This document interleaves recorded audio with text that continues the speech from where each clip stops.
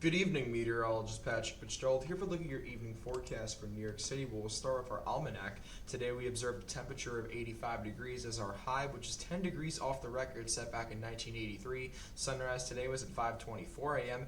Expected sunset time tonight at 8:28 p.m. Now across a few locations in our area, we're seeing some warm temperatures, especially across New Jersey in the upper 80s with Teterboro and Newark. A little bit cooler as you get down towards the New York City beaches and out towards Long Island and Nassau and Suffolk counties. 79 in Islip, 78 in Valley Stream, but 85 in downtown Manhattan proper. Tonight's forecast in New York City is going to be 70 degrees for our expected low temperature, no rain in sight, partly cloudy skies, as well as a westerly breeze at 6 miles per hour. High rip current risk across the New York City beaches and the south side of Long Island this weekend, so definitely make sure to stay within the near direction of a lifeguard, and if there's red flags out, do not swim in those conditions, where we do have a rip current statement out to address that threat. Also, we have some minor coastal flooding concerns along the mouth of the New York Bay, as well as up towards portions of the Hudson River, but nothing really significant to mention.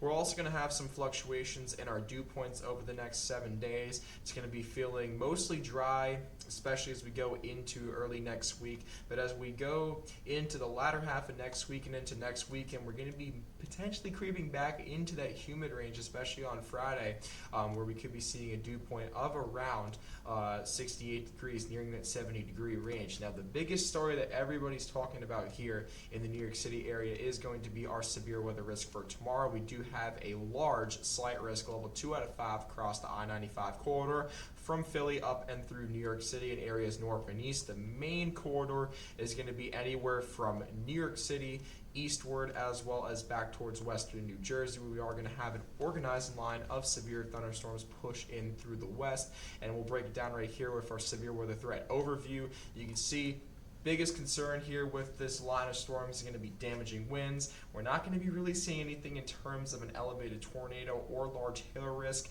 We could see maybe a brief isolated spin up in portions of New Jersey, but it's going to be mainly areas north and west of New York City where we're going to be seeing the greatest tornado threat. However, we could also see an isolated flooding concern, especially in spots where we receive the most heaviest of rainfall.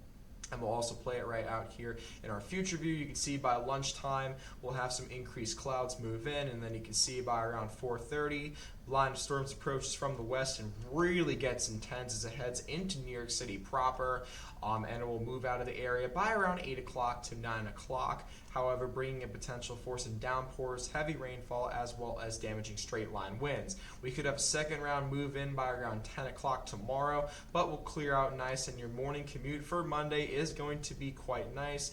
A little bit of a northwesterly breeze, but clear skies, which is going to feel quite nice outside. We'll have some return to some broken clouds by Monday evening, but nothing really of significant note regarding that. And then finally, your 7-day forecast will start. Obviously, the biggest picture. High chance of rain and thunderstorms tomorrow, but as we go into the work week next week, it's going to be feeling quite nice in the low to mid 70s in terms of our temperatures. We'll warm right back up into the 80s and have some fluctuations in between there, with our biggest chance of rain returning on Wednesday and Thursday of next week.